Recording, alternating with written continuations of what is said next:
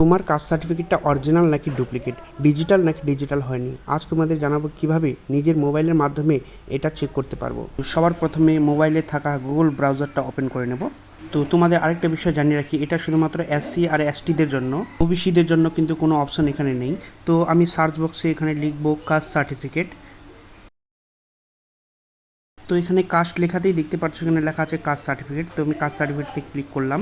তো ক্লিক করার পর যেহেতু আমার নেট স্লো, তো এখানে দেখতেই পাচ্ছ তোমরা এখানে লেখা আছে কাস্ট সার্টিফিকেট। তো কাস্ট সার্টিফিকেট আবার আমি ক্লিক করবো এখানে। তো এরপর কিন্তু চলে যাবে direct backward classes welfare department, মানে কাস্ট সার্টিফিকেটের যে মেইন পোর্টাল, সেই পোর্টালে চলে গেল। ডেস্কটপ মোড অন থাকলে কিন্তু আমি মোবাইলে ফর্ম ফিল আপ করতে পারি না। তো আমি চেক করে নেব ডেস্কটপ মোড আছে নাকি। তো ডেস্কটপ মোড নেই। তো এখানে দেখতে পাচ্ছ তোমাদের এসসি এসটি লেখা আছে। তো আমি এসসি এসটিতে আগে ক্লিক করে নেব।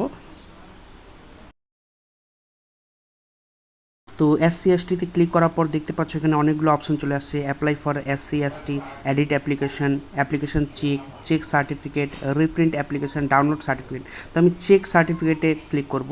তো ক্লিক করার পর দেখতে পাচ্ছ তোমাদের এই ফর্মটা দেখাবে।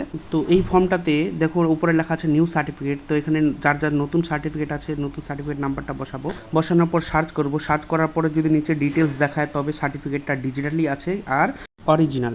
আর যাদের যাদের পুরনো সার্টিফিকেট আছে মানে হাতের লেখা, তারা এইখানে ওল্ড সার্টিফিকেট নাম্বার যেখানে আছে ওখানে নাম্বারটা বসাবো, ইয়ার অফ ইস্যু আর ইস্যু অথরিটি দিয়ে সার্চ করবো। সার্চ করার পর যদি নিচে ডিটেলস দেখায় তাহলে দেখাবে কিন্তু ওখানে ডিজিটাল নাম্বারটা দেখাবে। আর যদি কোনো কিছুই না দেখায় তাহলে কিন্তু এটাকে ডিজিটাল করতে হবে। ম্যানুয়াল সার্টিফিকেট কিন্তু তোমরা নিজেরাই নিজের মোবাইলের মাধ্যমে ডিজিটাল করতে পারবে। তো আজকের ভিডিওটা এই পর্যন্তই। তোমাদের কেমন লাগলো অবশ্যই লাইক আর কমেন্ট করে জানাবে।